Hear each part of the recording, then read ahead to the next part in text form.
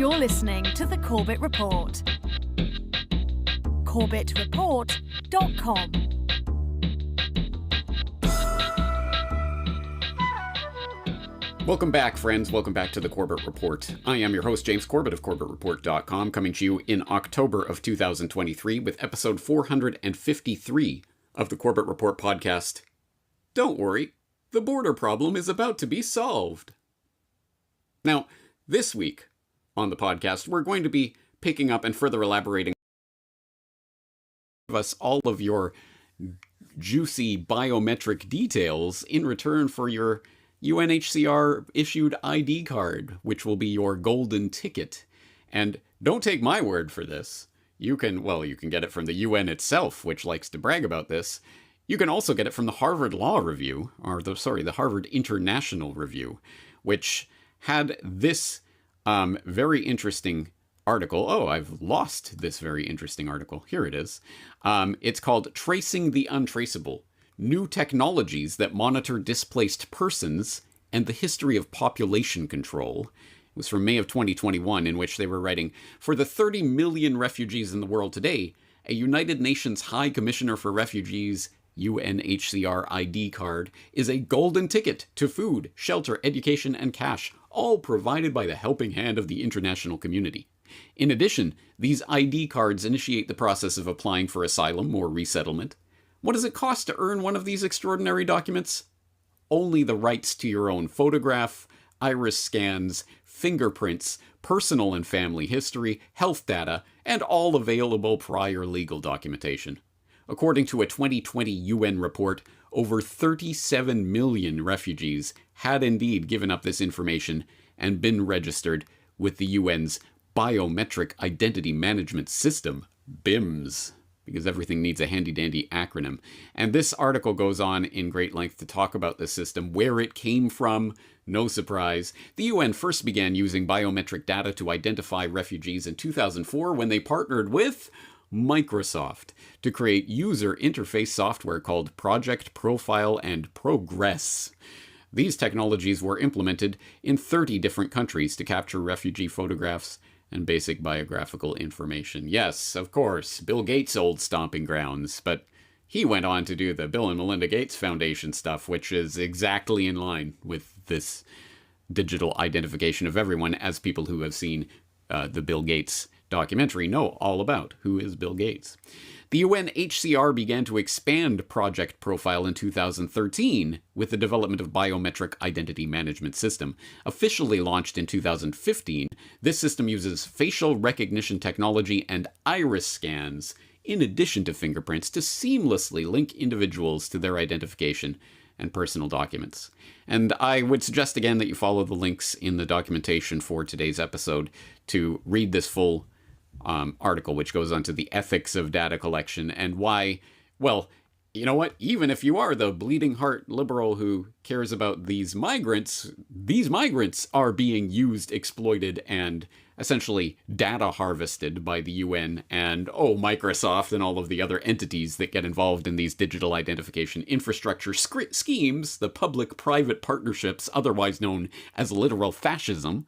They get exploited and harvested by them and then shuttled off to create a border crisis, which can then be used to lock down the United States. And of course, as Melissa Dykes points out in that video, in that full 30-minute video that I hope you will see, she puts it quite forcefully and quite right. No, those walls aren't to keep the migrants out. They're to keep you in.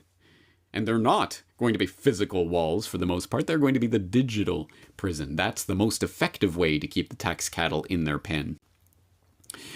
Anyway, if, as I say, you can get this from the horse's mouth, you can go to unhcr.org, where they talk about their registration and identity management.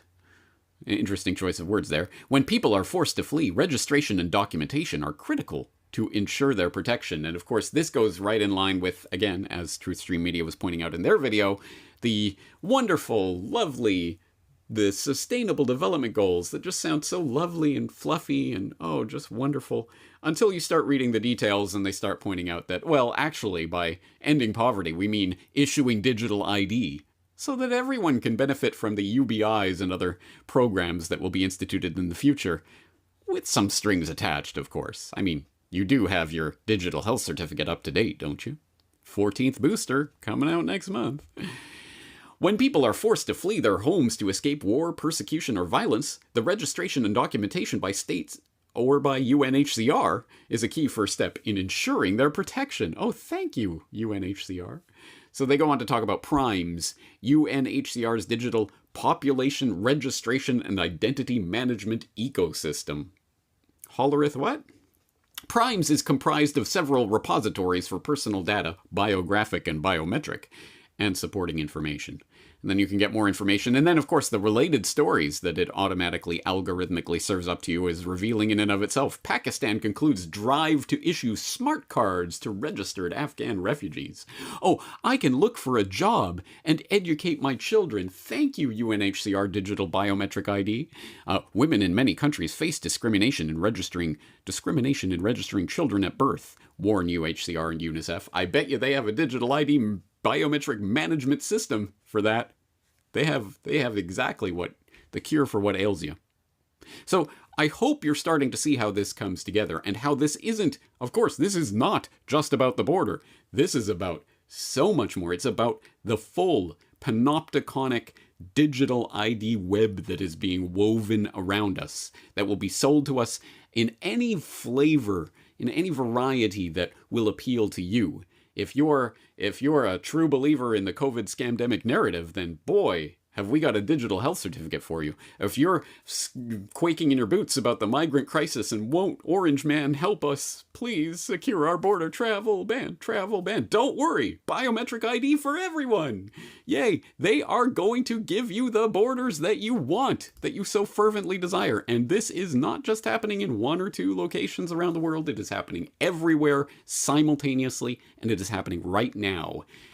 As pointed out by another one of those voices joining me crying out in the wilderness, this time Kit Knightley at off-guardian.org with his recent editorial that I think is quite apropos. While you were watching Israel, ... just like Ukraine, the latest war is perfect camouflage for the Great Reset, which continues apace in case you haven't noticed. As Kit goes on to write here, we need a new approach to digital identity. So say the authors of an agenda article for the World Economic Forum published on the 28th of September, and that's linked up here, 3 urgent questions to ask as we navigate a new digital identity. Some light bedtime reading for people out there. Digital ID has been in the news a lot lately, obscured for the past week in the midst of the Israel-Hamas situation. Last month, the United Nations Development Program published its legal guidelines for digital IDs, as well as mobilizing global leadership with a $400 million fund to empower digital identity programs in over 100 countries. Yay! Various nations are already making steps in that direction, and it talks about that the multiple U.S. states issuing digital IDs, or Kenya, Somalia, Bhutan, Singapore, Austria's system going online in December. Forbes Australia just recently published its guide to what Australians need to know about digital IDs. And it says, meanwhile, also in Australia, the world's 21st largest bank is changing its terms and conditions to allow it to debank customers. Yay. Talking about the new terms and conditions that they're squeezing in there about, well, any public statement made by you, for example, including those related to protecting vulnerable persons, the environment, or sustainability, aka buzzword, anything we want at any time, well, it could violate our terms and about community expectations and impact on the bank's reputation. So anyway, customers can now be debanked willy-nilly at the flick of a digital switch, and increasingly digital. Meanwhile, in the UK, just 2 days ago, it was reported the government is planning to upload every passport photo in their records to a facial recognition database. That's right, the passports aren't just good for keeping you locked in your tax cage. No, they're also good for, hey, we've got all these facial recognition digital ID photographs that we've taken for your passport. Might as well use them. Just put you in that digital never-ending police lineup, completely against every legal principle that's ever adhered in the Western world. But hey, whatever. It's the digital age. Get with the times, man. We're just going to put you in this database, like it or not. So there's Big Brother Watch talking about that and the implications of that for the heart of thinking. It goes on, it's talking about Japan, it's talking about India announced the launch of a trial wholesale digital currency, and the South China Morning Post reported a new hard wallet for SIM-based CBDC payments, a joint project between the Bank of China and Chinese telecommunications giants. More wonderful collaboration, public-private fascism from MasterCard and the Reserve Bank of Australia, talking about their own CBDC pilots and how MasterCard's report notes that the benefits of CBDCs are programmability, transparency, and compliance. Whew. Fun stuff. So yes, again, for people who need it summarized for them, this is all of the key agenda points of this global governmental system that is coming in right now, that is creating the bars to our digital prison. Global digital ID, debanking for wrongthink, mass surveillance and facial recognition, inflated energy prices and carbon credits, 2 peas in a pod, programmable digital currency, and oh yeah, there's some news about eating the bugs. Don't worry, it's good for you. It's good for what ails you. Anyway, all of this gets smushed together and gets swept along on this current of, won't someone do something about this crisis? Don't worry, guys. They're working on it. In fact, they've been working on it for decades, but now they have the crises in place for people to cheer for their own enslavement. Again, in case you need any more elaboration on this fact, it is a global agenda that is happening and rolling out globally as we speak. Nigeria launches biometric ID verification for 15 million households. Austrians prepare for full switch to new digital ID system on December 5th. Japan's digital ID system suffers new glitch as government seeks to get ahead of failures. What could go right? Etc., etc., etc. Anyway, I really, truly, at this point, if you've been following along this exploration and you've arrived at this point and you still don't get it, I really don't know what to say to you, other than good luck. But we're going to need more than luck.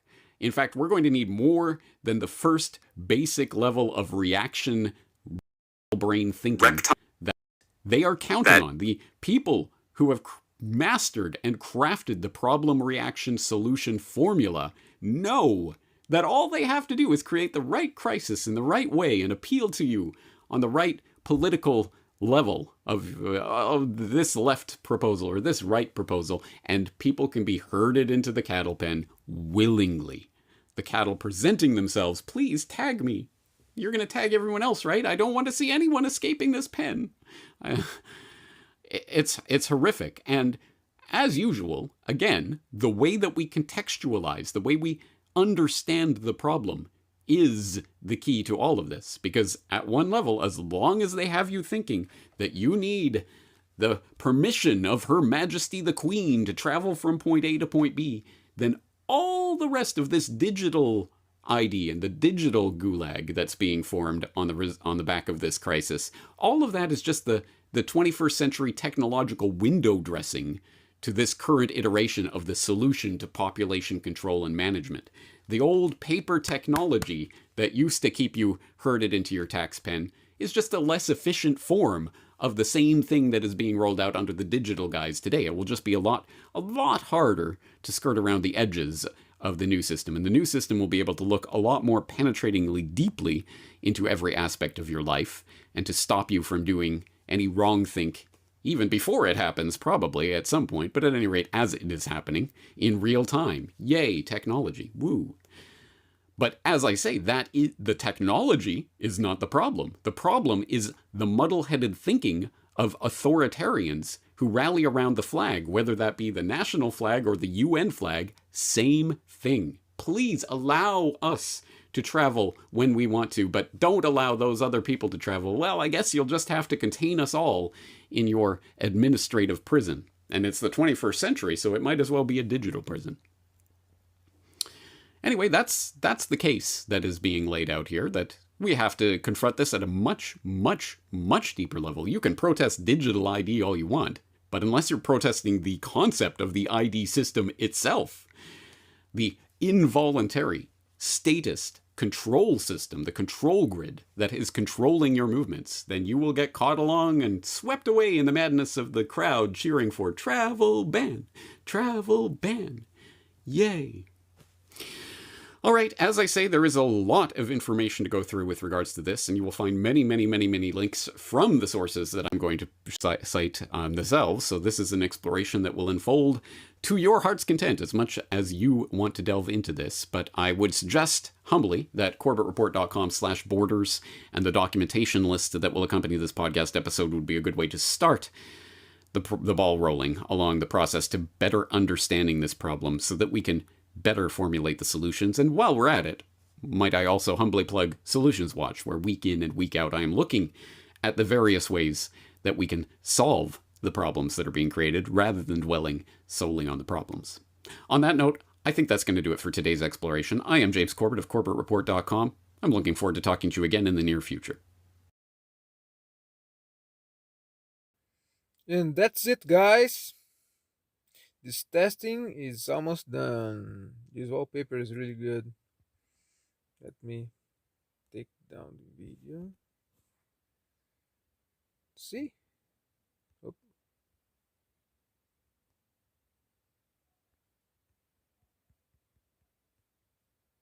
What's up? What's up? What's up? Yeah, this wallpaper is great. So that's it. Almost done.